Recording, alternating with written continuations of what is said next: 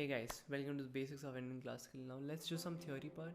Now before getting started, I hope you have your notebook with you. The things and the theory part that we are going to cover is really important, and I want you to understand it properly from the basics.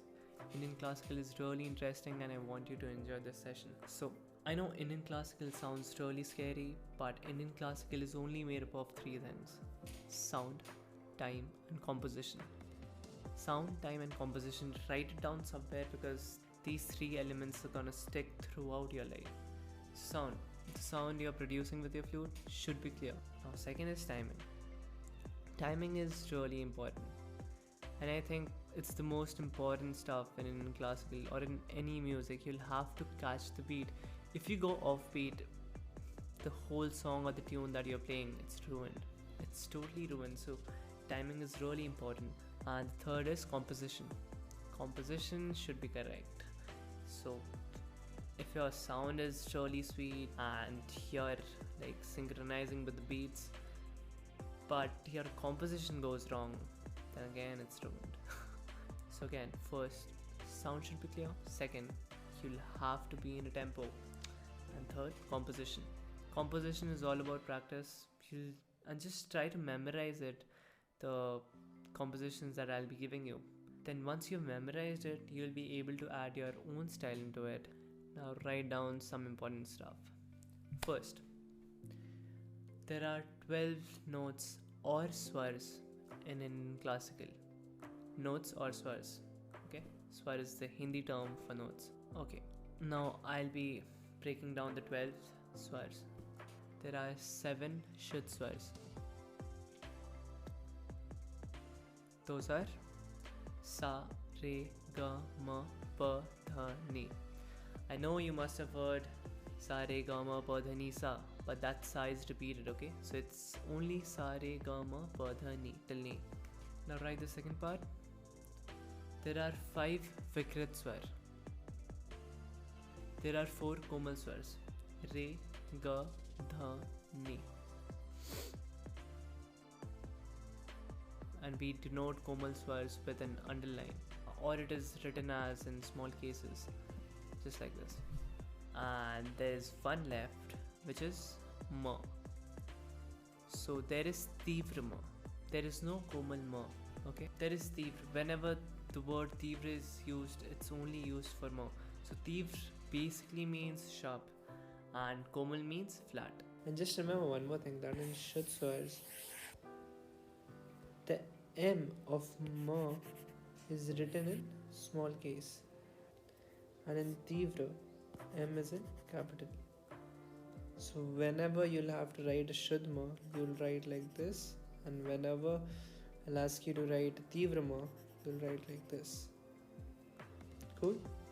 So once you've written it, understand this. So just like no words or sentences can be made without alphabets, it's same for the songs and tunes. Every song, every tune, like all of music is made up of these 12 swars.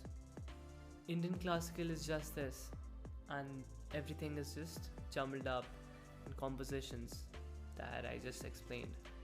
So you don't have to be scared about it.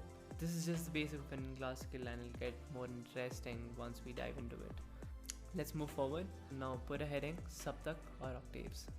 So I'm just covering the most important topics of Indian classical so that you'll understand all the structure part of it. Saptak or octaves. Now write Sa, Re, Ga, Ma, Pa, Dha, Ni, Sa, Re, Ga, Ma, Pa, Dha, Ni 3 times, just like this.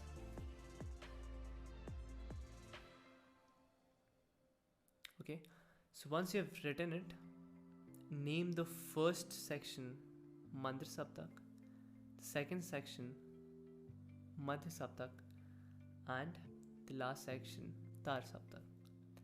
So Mantra Saptak or lower octave, Madhya Saptak or the middle octave, Tar Saptak or the higher octave. And this is how we denote the octaves. For Mantra Saptak, we put a dot after the swar. For Madhya Saptak, there are no symbols, so it should be written as it is. And for the Tar Saptak, there should be a single inverted comma after the swar. Note it down just the way it is shown. I know the theory part is becoming lengthy, but believe me, these things are going to help you throughout your musical journey.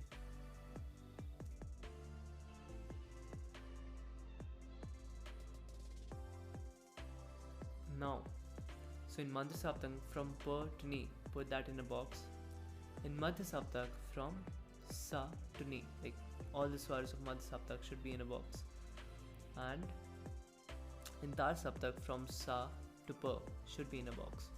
I'll tell you what this box means. So box represents the swars that can be played on the flute. So these are the only notes that can be played on the flute. I'll just show you. So as we have discussed, this is Pa, right? So what's Madhya Saptak?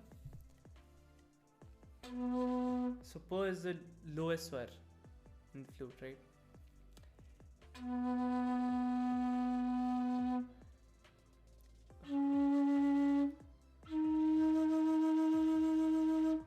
This is Madhya Saptak, Pa da Ni.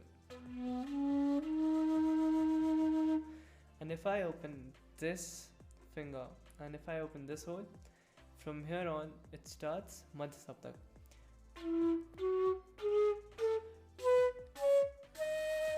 Till Ni again. And if I open this hole, from here it starts Tar Saptak.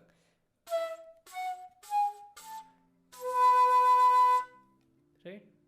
And there is only one swar that can be played in all three octaves, which is Pa. So I'll just demonstrate all three Pas. Madhya Saptak Pa, Madhya Saptak Pa, Tar Saptak Pa, Madhya Saptak Pa,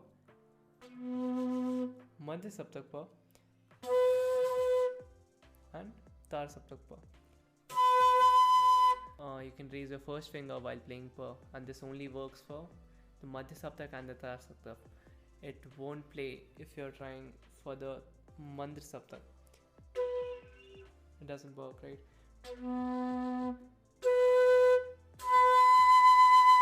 Okay, now understand this. This is really important. Look at the keyboard's image. As you can see, in keyboard we have all the keys. So all the swars can be played there. From all the swars of Madhya Saptak, all the swars of Madhya Saptak and Tar Saptak.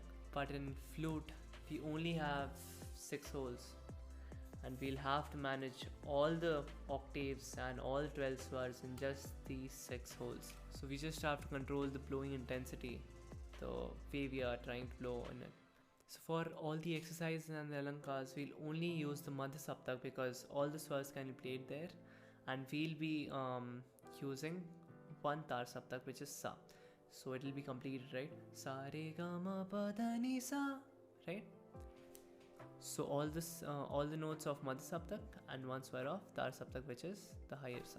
So I hope you've noted everything down properly somewhere, because the things I'm making you write is gonna stick throughout your musical journey. And it's really okay to be confused right now, because we're just getting started.